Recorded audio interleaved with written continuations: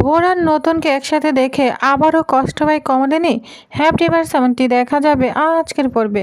বিস্তারিত জানতে ভিডিওতে লাইক দিয়ে পুরো ভিডিওটি দেখতে থাকুন। গল্পের শুরুতে আমরা দেখতে পাবো মিঠির বিয়ের তো খুব তোড়জোড় শুরু হয়ে গিয়েছে।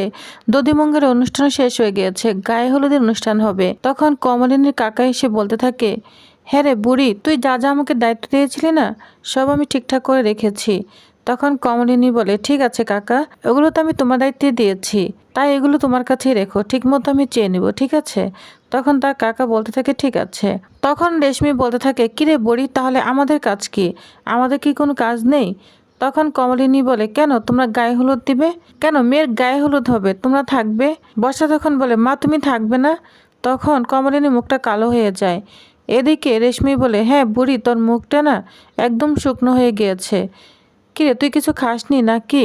তখন কুর্চি বলে, হ্যাঁ বৌদিভাই, এটা কিন্তু একদম ঠিক কথা বলেছে, তুমি কিন্তু কিচ্ছু খাওনি, তোমার মুখ দেখেই বোঝা যাচ্ছে, তাড়াতাড়ি খেয়ে নাও।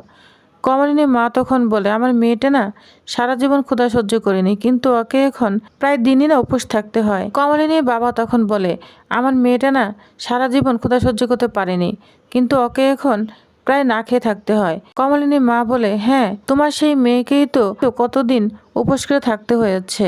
যা শুনে ছেলেটা মেয়ে বলে, আবার তো আমাকে নিয়ে পড়লেন, আমাকে নিয়ে কথা শোনাচ্ছেন তাই তো? তখন কমলিনীর মা বলে, শুনুন, আমি আপনাকে কথা শোনাচ্ছি না, আমার যেটা মনে হয়েছে আমি সেটাই বলেছি। বুবলাই তখন বলে, শান্তি শান্তি, এই শুভ দিনে কিন্তু ঝগড়াঝাটি যাচ্ছি না, বুঝতে পেরেছ? বাবিল তখন বলে, দুই বোনের ঝগড়া না আমার কাছে খুব মিষ্টি লাগে, ভালোই লাগে জানো তো, এটা আমি খুব এনজয় করি। এ নিয়ে সব মজা করতে থাকে। পরঠাম্মি তখন বলে, কুর্চি যা, তুই তোর বৌদিকে খাই দিয়ে আয়, না হলে তো একটু মুখে তুলবে না কিচ্ছু, তখন আবার দুর্বল হয়ে পড়বে। কমলিনী তখন বলে, না মা, আমি এখন খেতে পারবো না, আমার মুখ দিয়ে না খাবার উঠবে না, আমি পরে খেয়ে নিব। মিঠি তখন জোর করলে কমলিনী তখন বলে, শোনো মা, তোমার এখন যা যা নিয়ম করার দরকার তুমি করে নাও, আমি পরে খেয়ে নিব, আমাকে নিয়ে তো তোমার তো ব্যস্ত হতে হবে না, বুঝতে পেরেছ? মিঠি তখন বলে, আচ্ছা নতুন কাকু কোথায়? নতুন কাকু তো দেখছি না, তোমরা ছবি তুলবে না? কমলিনী তখন বলে, আমার এখন ছবি তোলার সময় তাই তো? তখন বলে, হ্যাঁ তুলবে তো। কুর্চি বলে, হ্যাঁ তুলবে বৌদি, নতুন দাও তো তোমাকে অনেকভাবেই বলেছে, তাহলে কেন ছবি তুলবে না বৌদি? আর নতুন দাই বা কোথায়? কত কাজকর্ম পড়ে রয়েছে, আর বৃদ্ধির কাজগুলোই বা কিভাবে করব? বিয়ে বাড়ি বলে কথা, কোথায় গেল নতুন দা? কাউকে তো কিছু বলে যায়নি। বড় ঠাম্মি তখন বলে, শুন, এত ব্যস্ত হয়ে পড়িস না, ঠিক আছে? নতুন যখন বলেছে বৃদ্ধির কাজ ওকেই করতে হবে, তাহলে ঠিক সময় চলে আসবে। আচ্ছা বৌমা, নতুন কোথায়? ও তোমাকে কিছু বলে গিয়েছে? তখন বলে, মা ও একটু কাজে গিয়েছে, ইনস্টিটিউটের এক কলিগ অসুস্থ হয়ে পড়েছে। যা শুনে বর্ষা রেশমি মিটিমিটি হাসতে থাকে। বর্ষা তখন বলে, আচ্ছা মামুনি, ওই যে ভোর বলে মেয়েটা এলো না? তখন কমলিনী বলে, শোনো, অনেকেই তো আসেনি, আত্মীয় স্বজন, তোমার বাপের বাড়ির লোক কেউ তো আসেনি, তাহলে তুমি শুধু বোরকে নেই পড়লে কেন? বর্ষা তখন বলে, না ওই যে বলেছিল মেয়েটি যে বাঙালি বিয়ে দেখবে, ও তো বাঙালি বিয়ে দেখেনি, এই জন্যই বললাম। রেশমি তখন বলে, হ্যাঁ মেয়েটি না অনেক ভালো, দেখতে যেমন সুন্দর তেমন লেখাপড়ায় ভালো, ঝলমলে চটপটে মেয়ে, ঠিক ওকে দেখলে না আমার মেয়ের কথাই মনে হয়। কমলিনী কাকামণি তখন বলতে থাকে, কেন শুধু তোমার মেয়ের কথাই মনে হয়, আমাদের মিঠির কথা মনে হয় না? রেশমি তখন বলে, আচ্ছা আমার মেয়েটা বাইরে থাকে, আমার মেয়েটার কথা মনে হওয়াটা কি দোষের? প্রশান্ত তখন বলে, রেশমি বাধ্য এসব কথা, এসব কথা শুনতে ভালো লাগছে না, রাখো এখন। আচ্ছা গায়ে হলুদটা তো এখন হওয়া দরকার, দেরি হয়ে যাচ্ছে তো। কুচি তখন বলে, হ্যাঁ হ্যাঁ চলো, আর গল্প করতে হবে না, এখানে গল্প তো নয়, শুধু ঝগড়াই হবে।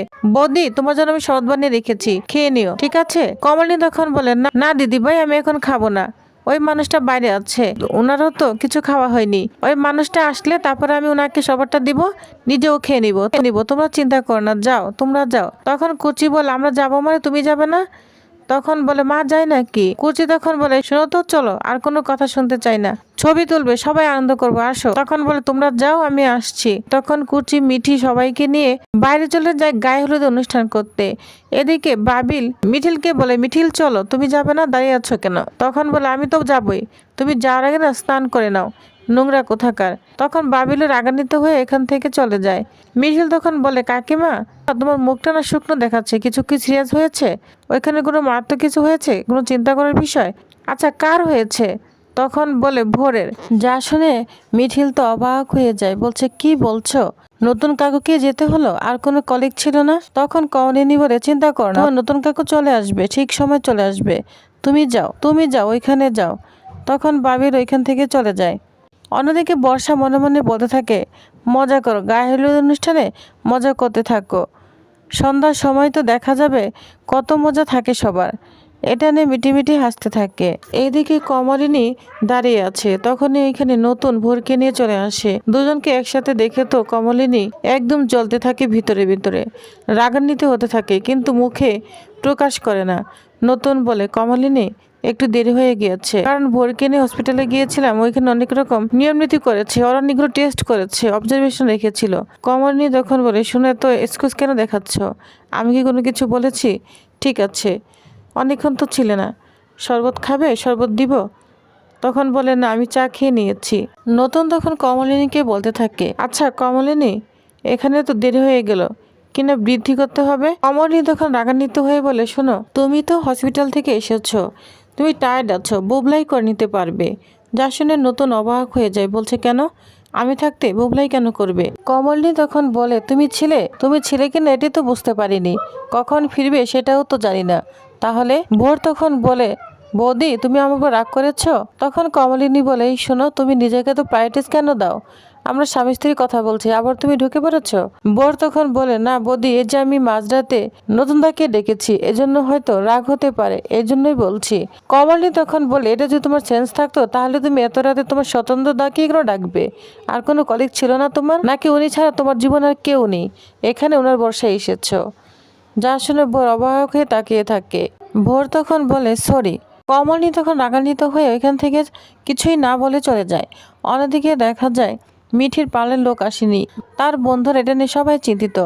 তখন এখানে ভোর বলে, আমি সাজাতে চাই, জানো তো আমি সাজাতে পারি, তুমি যদি অনুমতি দাও মিঠি, তাহলে আমি তোমাকে সাজিয়ে দিতে পারি।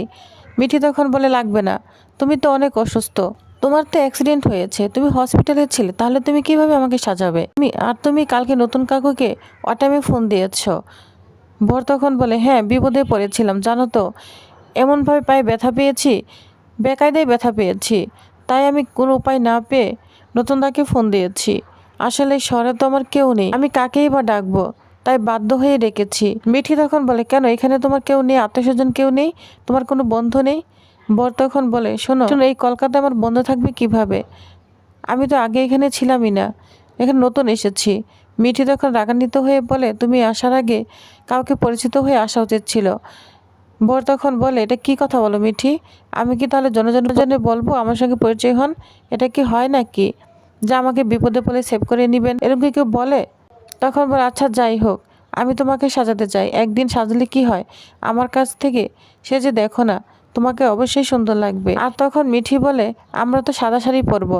কুর্চি তখন বলে, হ্যাঁ তুই সাদা শাড়ি পরবি বলেই তো আমাদেরও পরতে হবে। মেয়ে যখন সাদা শাড়ি পরবে তাহলে আমরা আর কি পরবো? আমরাও সাদা পরবো। ওর বন্ধুরাও তাই বলতে থাকে, বলছে, হ্যাঁ আমরাও তো প্ল্যান করেছিলাম অনেক সুন্দর শাড়ি পরবো, কিন্তু ওর জন্য সাদা শাড়ি পরতে হবে। ভেবো না, আমি তোমাকে সাদা শাড়ি অনুযায়ী সাজিয়ে দিব, একদিন না হয় আমার কাছেই সাজলে, ভালো না লাগলে মুছে ফেলবে। কুর্চি তখন বলে, হ্যাঁ সেজে নে। তখন এইখানে কমলিনী চলে আসে। কমলিনী এসে বলতে থাকে, কি ব্যাপার দিদিভাই, কিছু হলো? তখন বলে, না রে কিচ্ছু হয়নি, এখন যে কি করি, কিভাবে সাজাবো? তবে জানিস তো ভোর বলেছে ও নাকি সাজিয়ে দেবে। যার শুনে কমলিনী অবাক হয়ে যায়, বলছে, বাহ, তুমি আবার সাজাতেও পারো, তোমার তো অনেক গুণ রয়েছে। যা শুনে অবাক হয়ে তাকিয়ে থাকে ভোর কমলিনীর দিকে। তো ভিউয়ার্স, তাহলে আজকের আপডেটটি কেমন লেগেছে অবশ্যই কমেন্ট করে জানাবেন। পরবর্তী আপডেটটি পেতে অবশ্যই আমার সাথেই থাকুন। ধন্যবাদ।